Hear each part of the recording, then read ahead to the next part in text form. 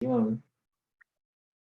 But in the fourth chapter, he said that I spoke the same science of yoga to the sun god Vivaswan, and oops, I got to click it. And then Arjun asked a question: how might I understand that you spoke this same Gita to the sun god, which through the calculations of the different manus, different directors of society, it turns out to be like 120 million years ago. And so to show that Krishna is the Supreme Personality of Godhead, to show us how to inquire with submission, and that Krishna, that all the different aspects of Krishna like that. And Krishna answered many, many births both you and I have taken. I can remember all of them, but you have forgotten, and that's the nature. And even today's lecture on my lunchtime was if you have a material body, you tend to forget a lot of things. Just like, my sister told me one time when I was really little, I beat up this bully. Everybody in the neighborhood was quite happy apparently, and I have no recollection of it. But the fact that I don't have recollection of it doesn't mean that it didn't happen. And there's so many things that we don't have recollection of. Doesn't, that when I was a little 6 months old, my parents could tell me so many different things. So when you have a material body and a birth, everything is forgotten from our previous life. Or as we change bodies, it's forgotten. So that's kind of interesting that we're doing both. We're doing both. The same point is being brought up in both classes. Some thoughts from the esteemed group. Some thoughts or takeaways.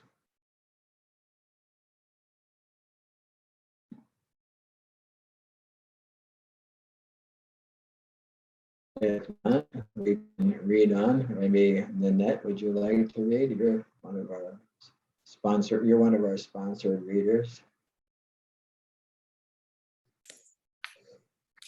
So unlike the ordinary human being, Lord Krishna clearly says that he completely knows what happened in the past, what is happening in the present, and what will happen in the future. In the fourth chapter, we have seen that Lord Krishna remembers instructing Vivasvan, the sun god, millions of years ago. Krishna knows every living entity because he is situated in every living being's heart as the supersoul.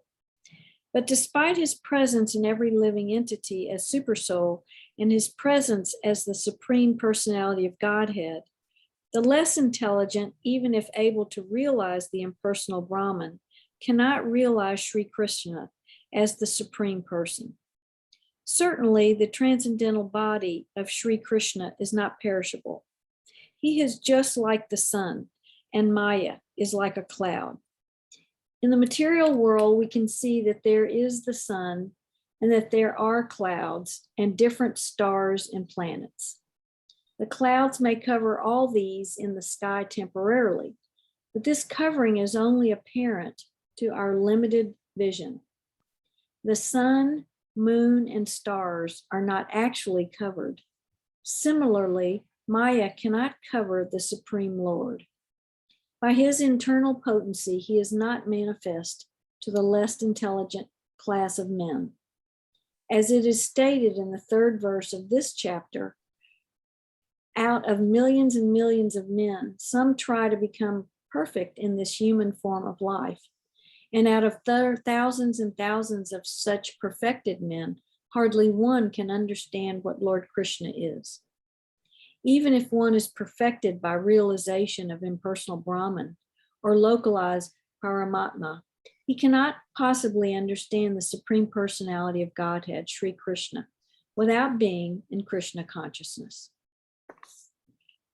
Any thoughts on this section?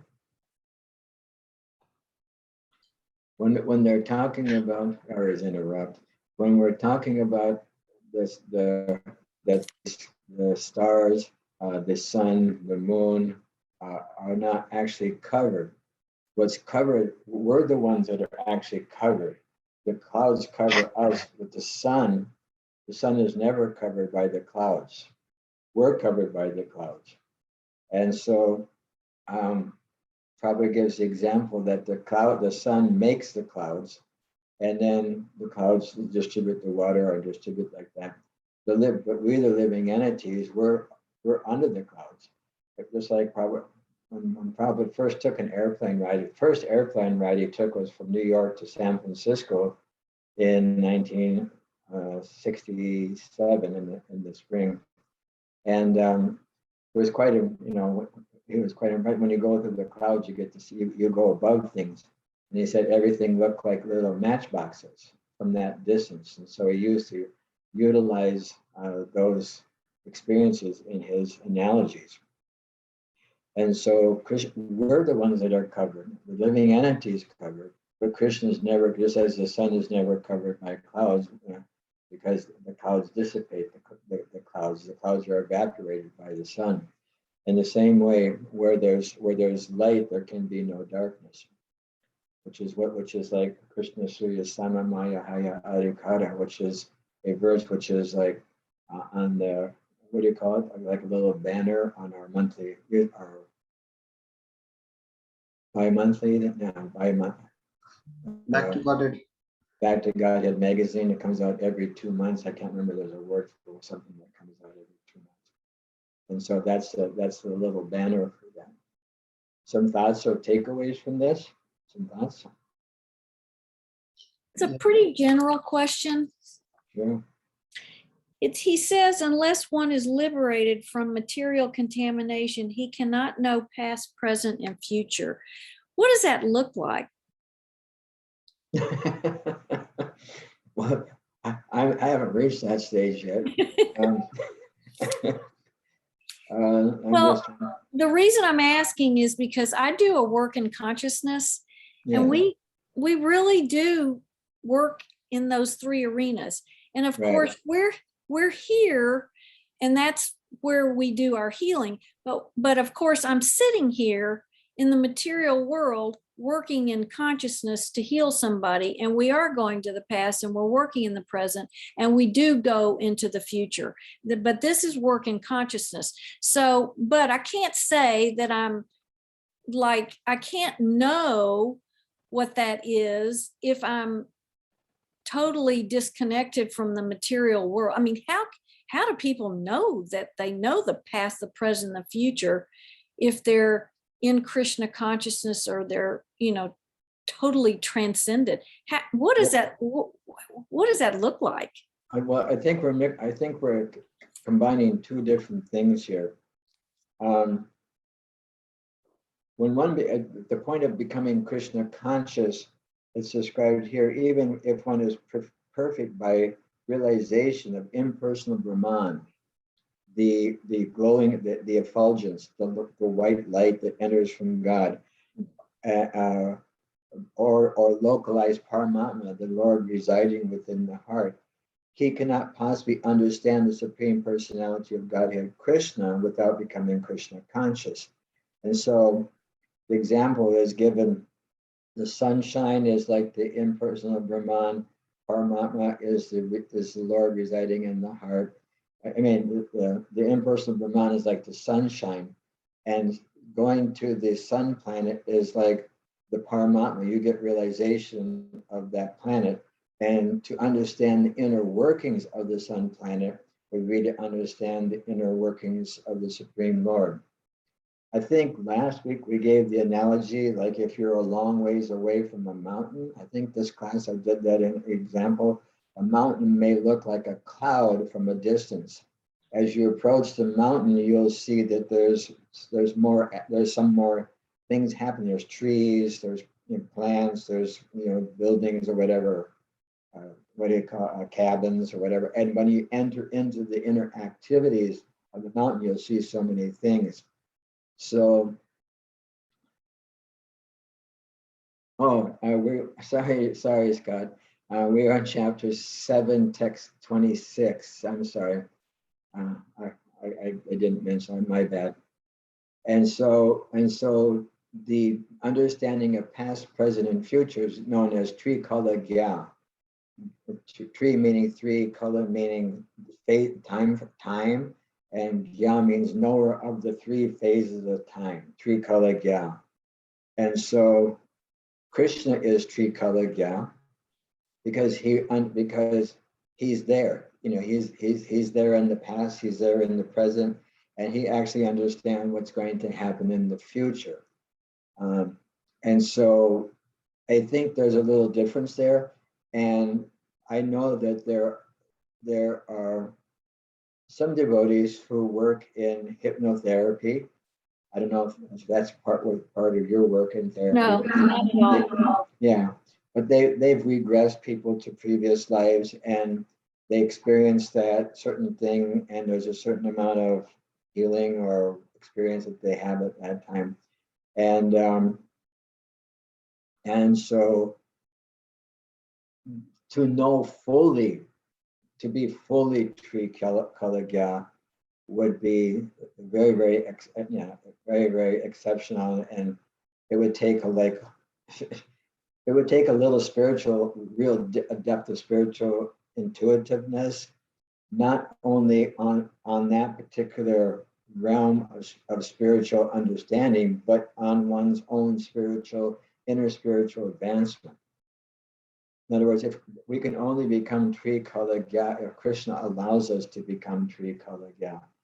And to become Tri Kalagya, we'd have to do a certain amount of, there had to be a certain amount of spiritual credit there that's not normally.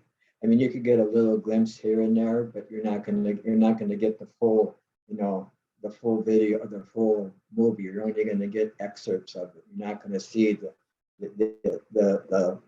from the, time is eternal. So it starts, like you're saying, we're in the present moment now, and it goes both directions. It goes in the past and it goes in the future fully. So we have like that. So I think is that possible that there was a little mixing of those two aspects, or? Well, yeah, I mean, I for sure, like, I understand doing what I do in the material world, it is very different than what it would look like being very advanced in Krishna consciousness and being able to know at some level the past, the present, and the future. I mean, does anyone get there? Yeah. I mean, I know a devotee, his name is Tri Kalagya, but his last name is Das, so he's a servant of the one who is Tri Kalagya.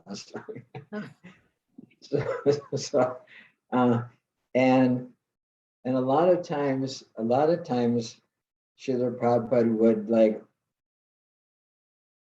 minimize wanting to get some thing. It's almost like a mystic city or something like that, rather than like the example I've given a million times. You fall off the boat and somebody throws you the life circle thing, a lifesaver, and they're telling you grab the lifesaver, which is in the present, and you say, no, I want to know how I fell off the boat. And they say, no, grab the life. No, how did I get off the boat? And why would I? And they're so caught up in the past or worried about the future that they get lost in the present.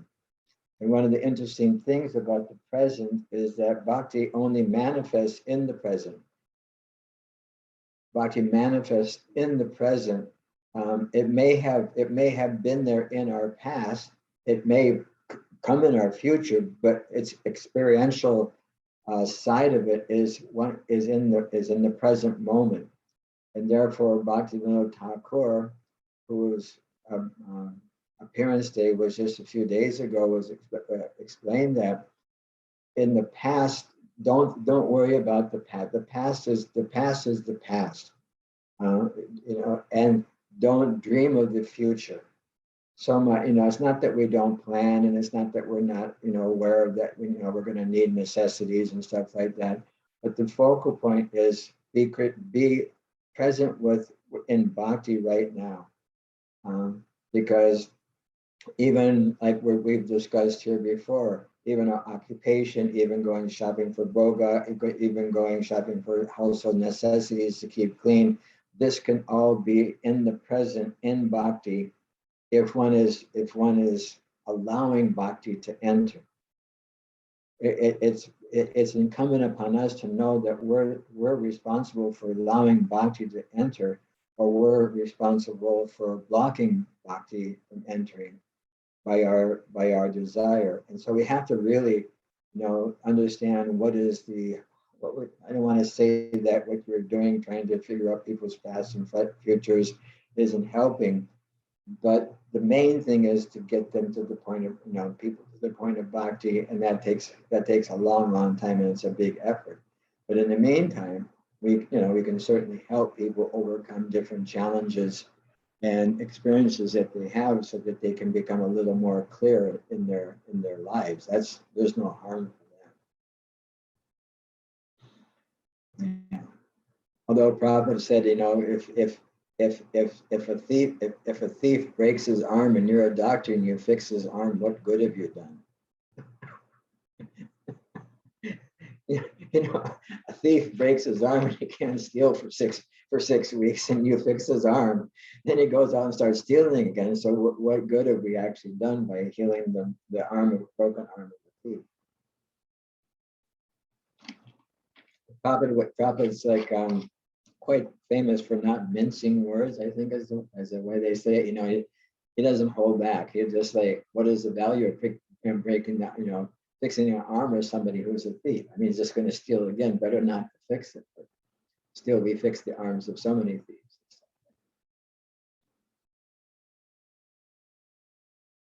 So anybody else with some thoughts or reflections from this? Maharaj, Pushpanjali has. Oh, I didn't see. I'm sorry, Pushpanjali. No problem, Maharaj.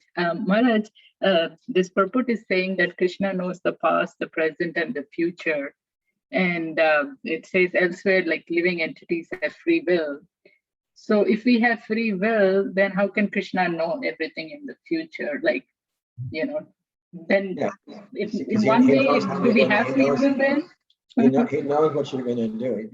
I don't want to make a offensive analogy, but he's like Santa Claus. I mean, more than Santa Claus. He knows if you've been naughty or nice. And I mean, Krishna knows everything. And just the fact that you know something's going to happen doesn't negate,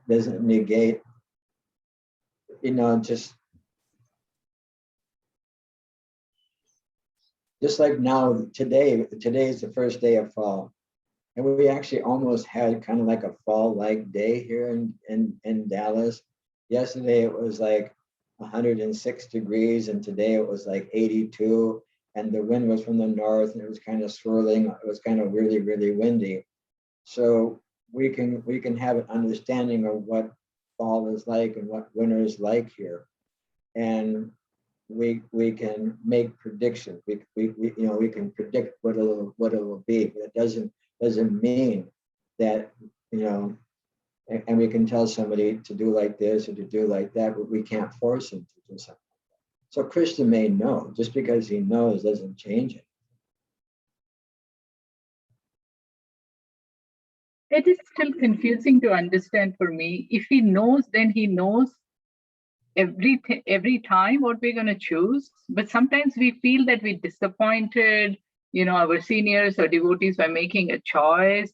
It feels that, we made the wrong choice at that time, It just feels that, we could have made the better choice, but then Krishna knows every time we're going to make the wrong choice or every time we're going to make the right choice. Yeah, and Krishna has a plan. Wow. And Krishna, see, the thing is, it's like I actually see you from your glasses up. So if you could, there you go. Now we get the full version. It's like, yeah, I mean, again, we project what we can do with our particular human bodies. We project that upon the body of Krishna. And just because, so we're definitely going to make mistakes. We're an illusion. We have imperfect senses, and we have a tendency to cheat. We have these 4 defects. Krishna doesn't have these defects. That's what's one of the qualities of Krishna. He doesn't have the material defects that we all have. So the fact that we're going to do something wrong, Krishna can know. And Krishna, see, the thing is, Krishna doesn't, there's several places in the Gita, I'm sure we'll cross over them if we haven't already. The Prabhupada explains that Krishna does not interfere with the free will of the living entity.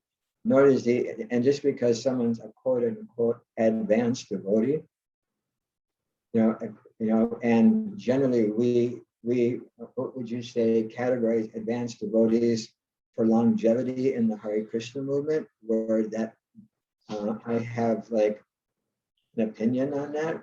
I know Krishna has his opinion, even Arjuna had his opinion. And I know many devotees that join our movement, much after me, that are much more advanced than me because of their previous advancement in their previous lives.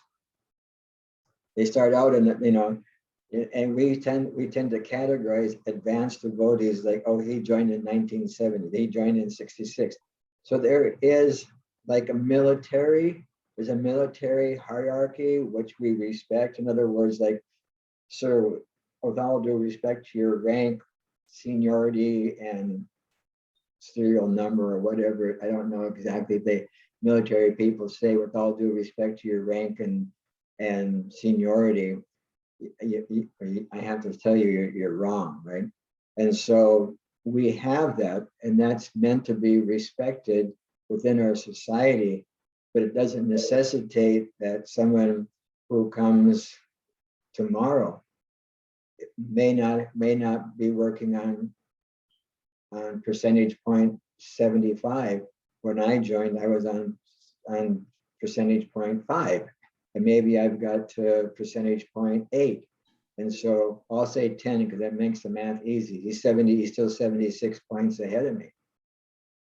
Although apparently it doesn't look that way because he may not know the, what do we call it, jargon of the Hare Krishna movement. He may not be able to move so freely amongst the society of Vaishnavas yet, but the inner heart is of a different level.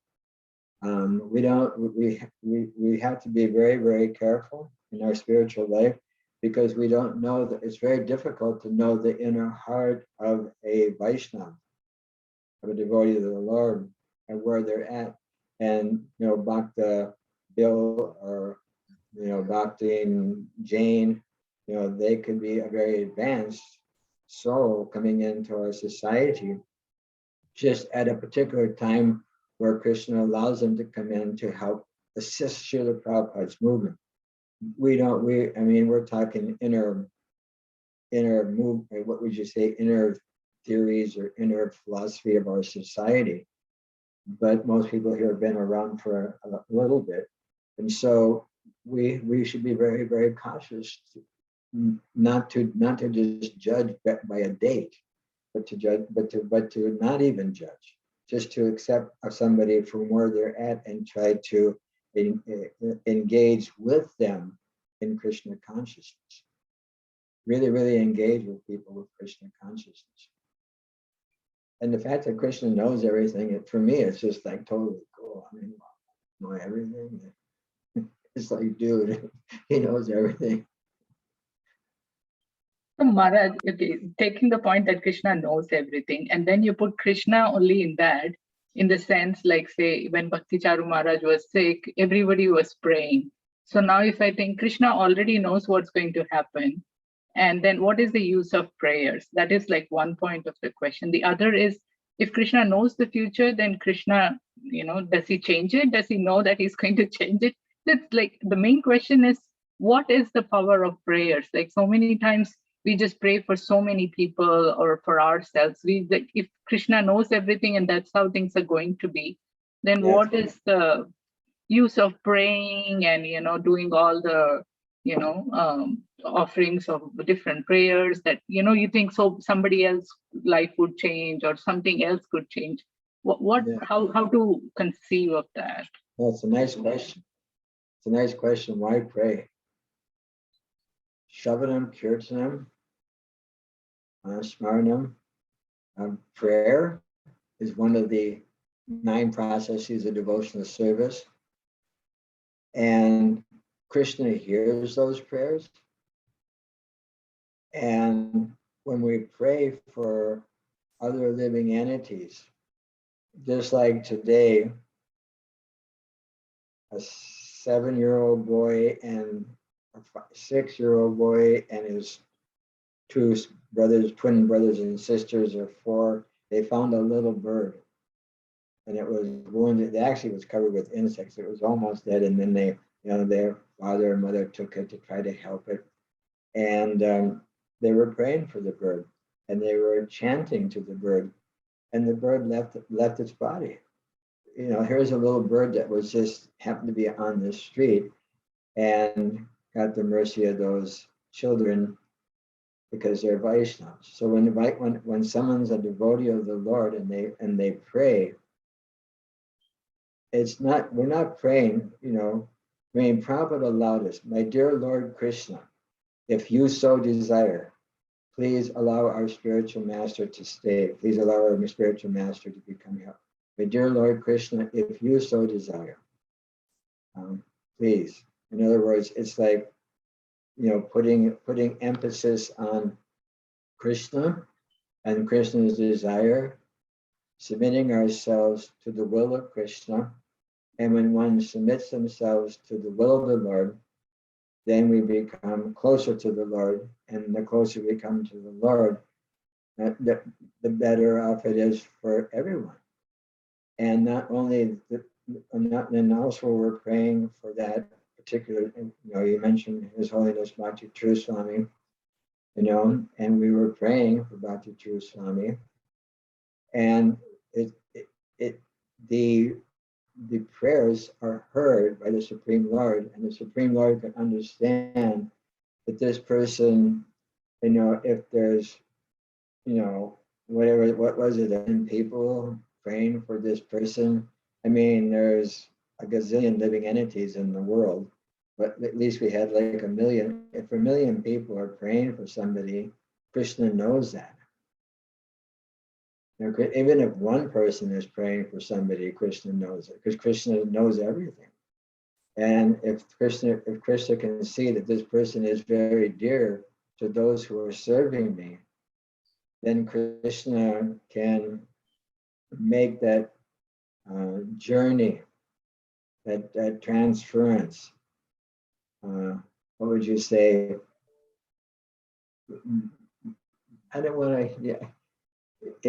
Krishna just puts it probably gives the example.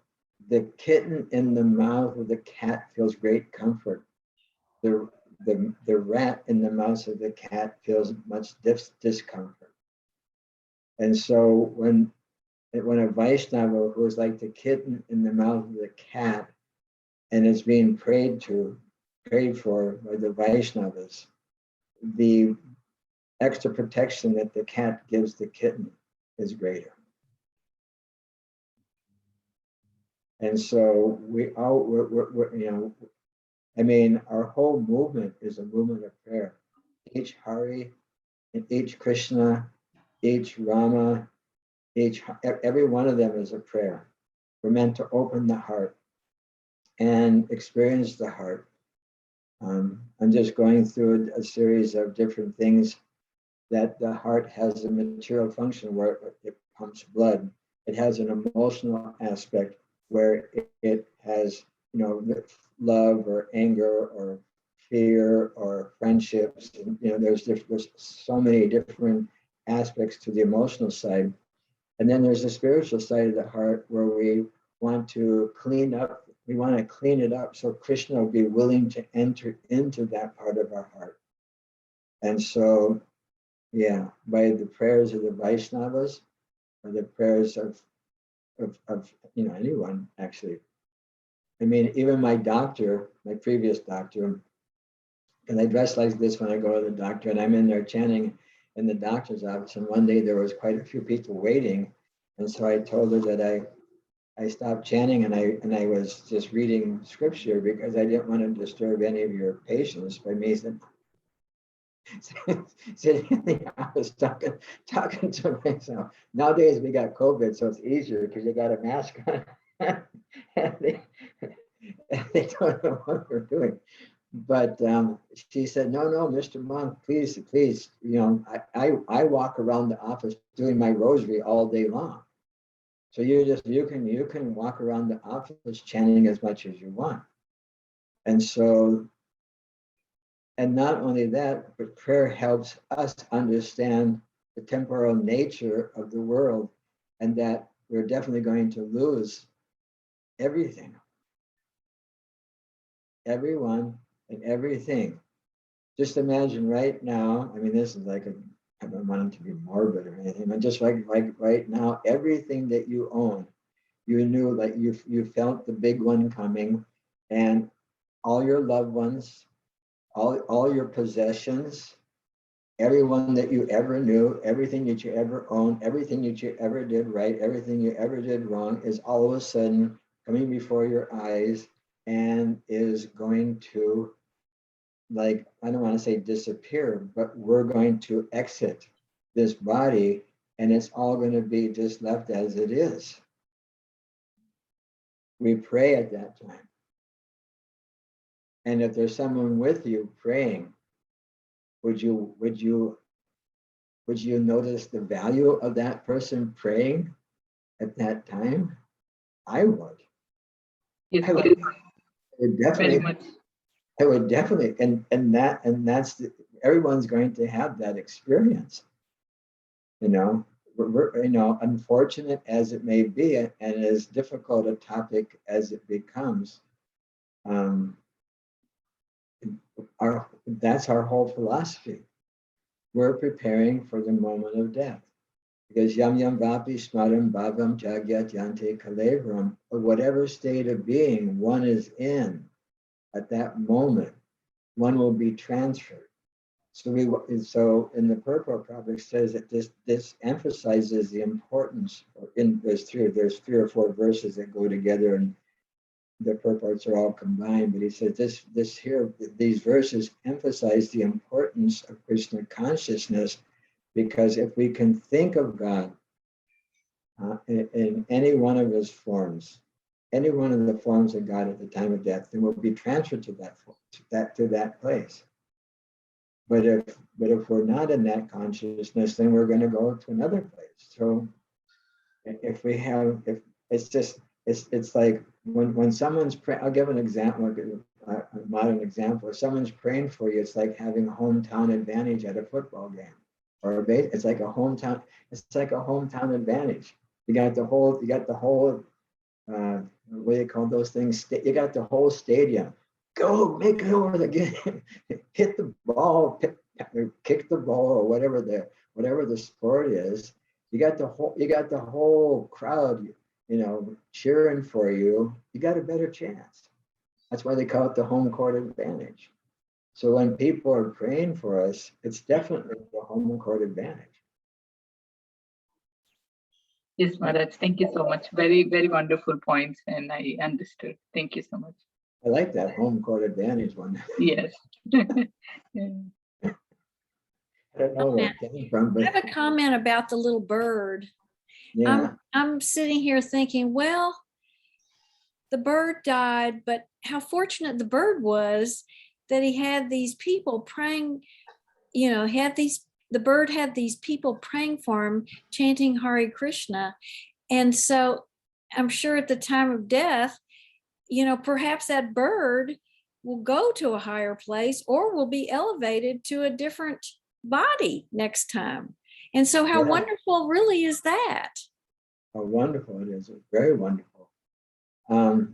It's guaranteed at least a human form, and depending on the intensity of the hearing process, who knows? But another advantage was a 6-year-old boy and a 4-year-old boy and girl got to experience this aspect of life.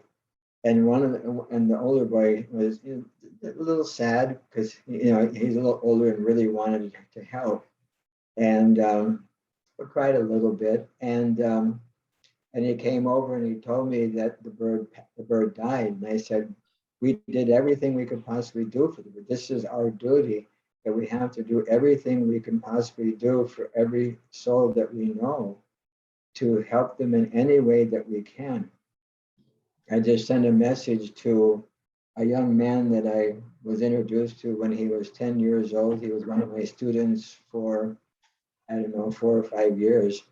And he was thanking me for being in his life. Now he also has a child. The child they were visiting for a few days. And the child was looking at me and going, ha, ha, ha, ha. And I would just go, ha, ha, ha, ha. And then he would go, ha, ha, ha, ha.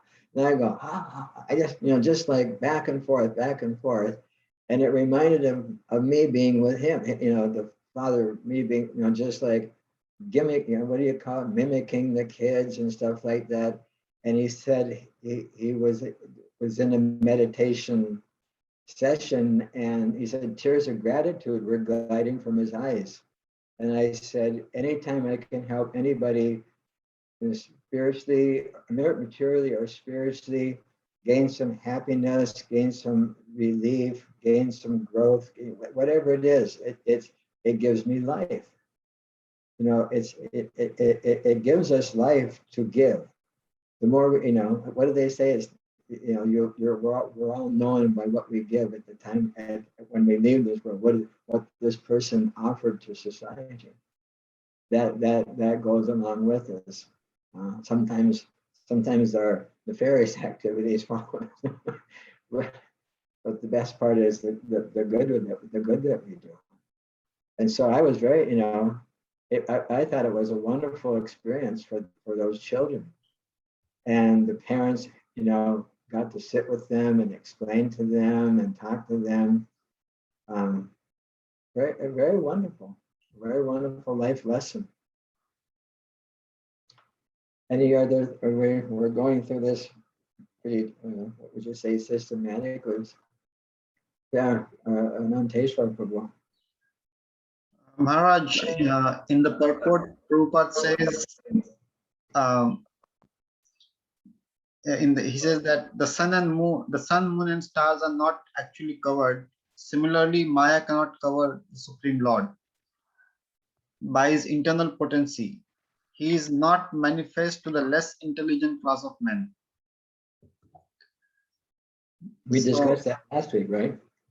Yeah. So I would just like, if you can elaborate more, that who falls in the less intelligent category?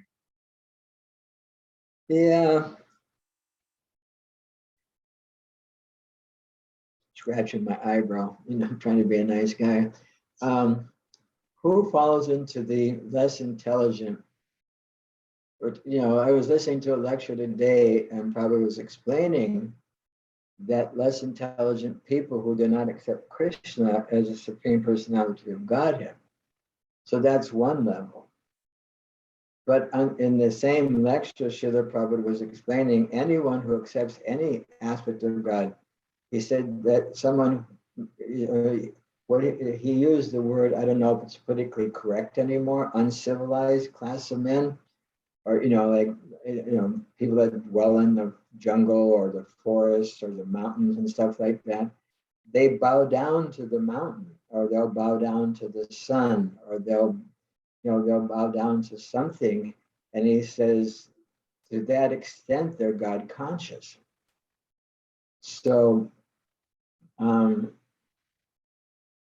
yeah, but in this case, we're talking in this case here, we're talking about civilized society who has an opportunity to understand to a greater degree the full extent of the nature of the Supreme Lord. And as we're describing, there are different bona fide religious traditions, and each and every one of them offers a certain amount of understanding. But Prabhupada, I heard him a couple of days ago, he said even the Christians, they teach love of God. their thing is love God with all their body, mind, and soul. And he said, we're doing the same thing, love God with all their body, mind, and soul. So, I find it difficult.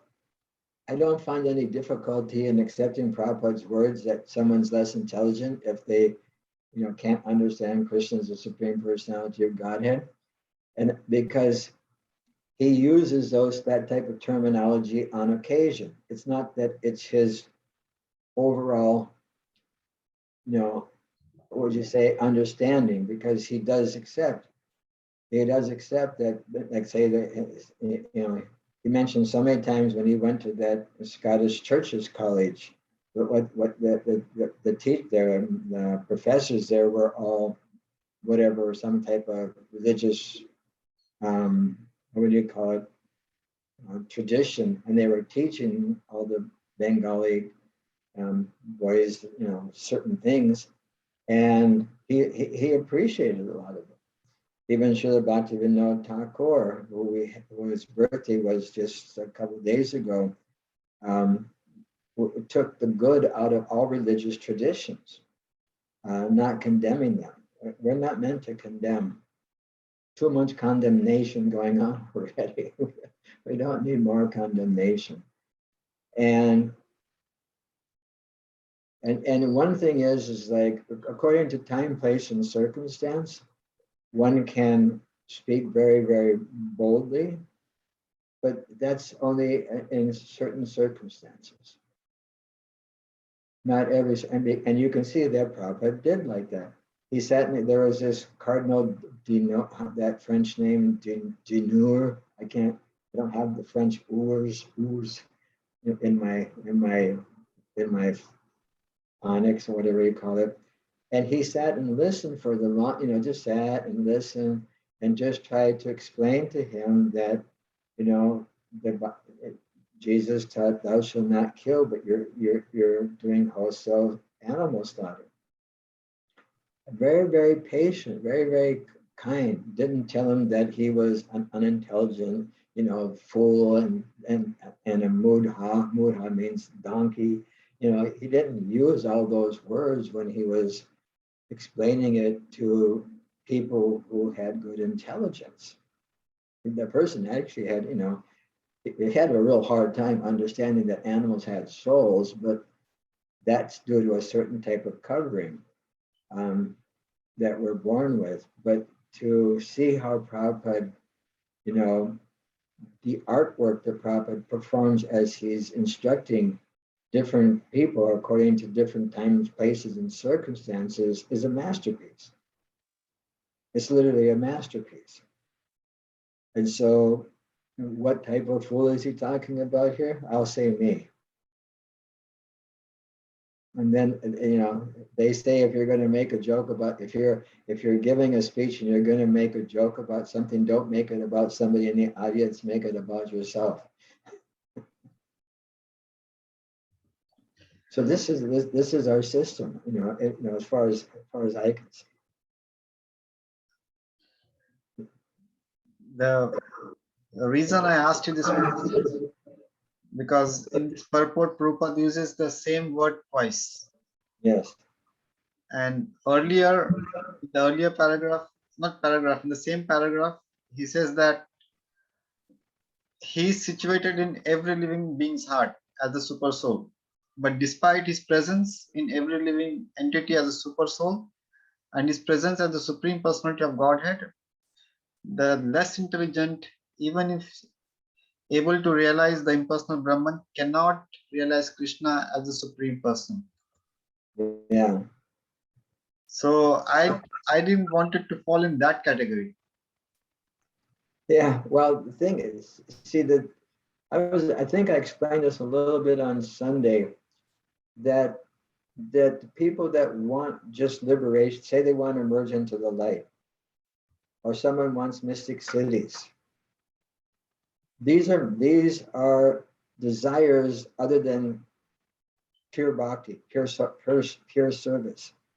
If you people that want liberation, they want liberation from the conditions of material life. the suffering has reached a point where they're seeking liberation from suffering.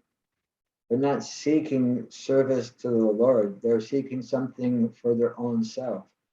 And the same thing with the mystic yogis. They want to become lighter than the lighter. They want to they want to be able to enter into the smallest particle. There's so many of these, I can't remember, 8 different cities, Lagima, I don't remember all the different names, but that's a desire other than pure devotional service. And it's through pure devotional service that we get entrance into the how would I want to say this, into the inner working, into the inner heart of the Supreme Personality of Godhead. We can't get into that. We can't get in there, and it's not even that we want that, because the devotees, an unalloyed devotee of the Lord is willing to go to hell for Krishna, if that's what Krishna so desires. We know the story, and I think people here have heard of Krishna and the gopis, and Krishna and the cowherd and different people. So one time Krishna claimed he had a headache, and he needed the dust from the feet of a pure devotee to put on his head. And I think it was Narada went out, or Narada went out to get, I need the dust from the pure devotee, and nobody would give it. He went to Shiva, he went to Brahma, he went to all the demigods. They were just like, oh no, we can't put our feet on God. That's an offense. I'll go to hell. And they told the cowherd girls of Vrindavan, these are cowherd girls. They're like, their education is churning milk into yogurt, turning yogurt into butter. Their education is tending to the cows, and I mean it's village life. They're not Vedic scholars, but as soon as they heard that Krishna had a headache, they immediately took scrapers out and scraped the bottom of their feet, just like without hesitation. And Narada Muni says, "You're not afraid of going to hell? Krishna has a headache. Who cares whether they go to hell? What difference does it make? The main point is Krishna has a headache. If we go to hell and Krishna's going to not have a headache, so be it."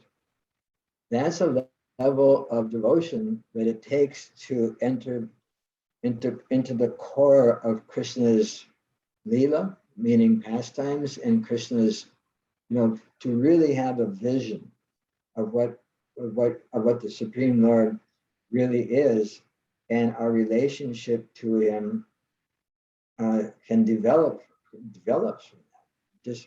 It becomes overwhelmed from that.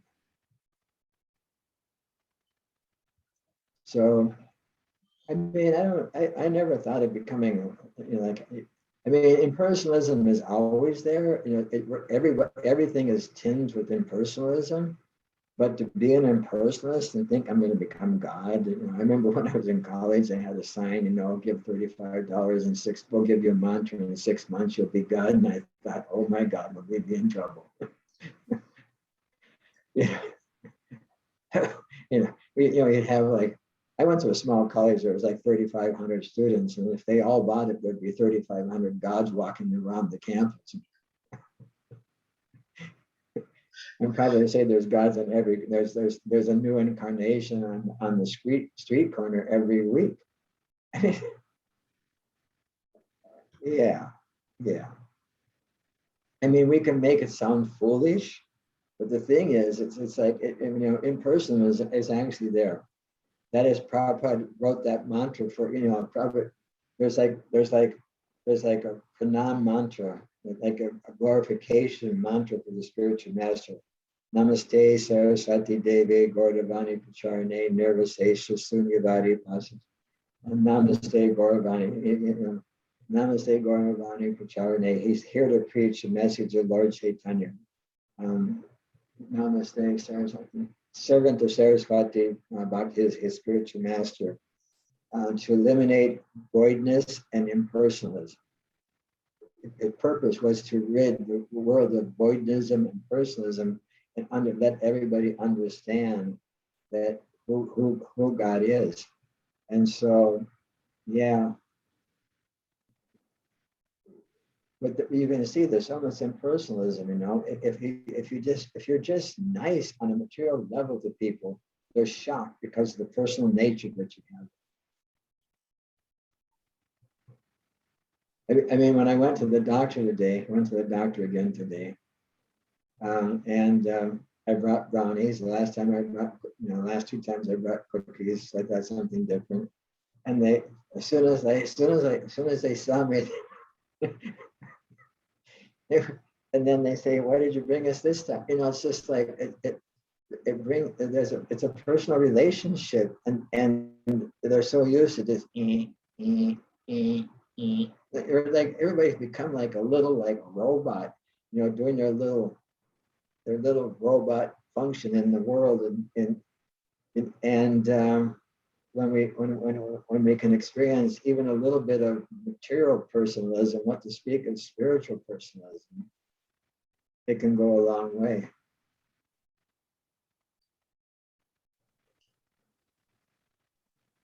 Yes, Maharaj. Thank you.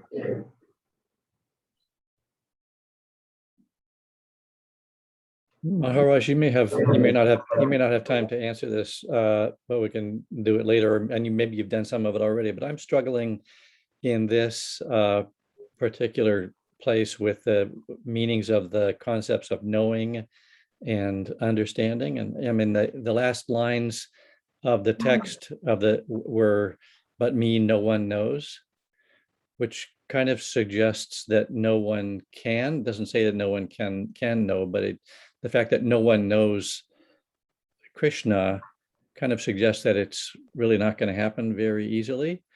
And yet, in the very last line of the purport, I realize we're using the word understanding, but what's said is, he cannot possibly understand the Supreme Personality of Godhead, Sri Krishna, without being in Krishna consciousness, which suggests that if someone is in Krishna consciousness, the person can understand, but I don't know if that means the same thing as know or what. See my confusion. What is it? What's the word for a wordologist or wordsmith? I really appreciate that.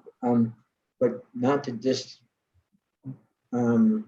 try to give a spontaneous understanding of the difference between know and understanding, but just to add a little something to it, we can know God to the extent that God allows us to know. And because the Lord is actually unlimited, we can never really understand or know God in full. You understand? Yep. No, that makes I don't want to use the word understand. In other words, we can know and understand God to the extent that God allows us to understand. But because of the nature of God being so great and unknowable. Mm-hmm. No, that makes a lot of sense. So if he had finished the verse with, "But me, no one knows fully," then it would have been perfectly understood by me anyway. But thank you. But if we had a little more time, I would Siri know and understand, and we would just get the difference between the Siri dictionary meaning of the two words. I like doing that because the other day I looked up, what did I look up? I looked up pretense and another word. I think I just deleted them from my phone today. I had them on my phone, but it's interesting because they use these certain words and they actually mean a lot. We have to understand Prabhupada came from British, English, and they utilize these words in different ways. I'm not talking about understanding and know, but just different words that are there. And I like to open them up a little bit and get the Oxford version, Oxford dictionary, or the meanings of the words. It's fun for me. We're meant to have fun. Susukam Kartavamya, my devotional service is meant to be joyful. Thank you, Maharaj. My pleasure. My pleasure. All right, everyone. It's somehow or another we've been able to end at 8:30 on time. I've come to know that I'm unable to give hour-and-a-half classes. I did a couple this weekend and I was finished. And so the hour-long class is great. So thank you all for attending. And I hope and pray you all stay safe and healthy, and we'll see each other next Tuesday, Krishna willing. Hare Krishna, everyone. Hare Krishna.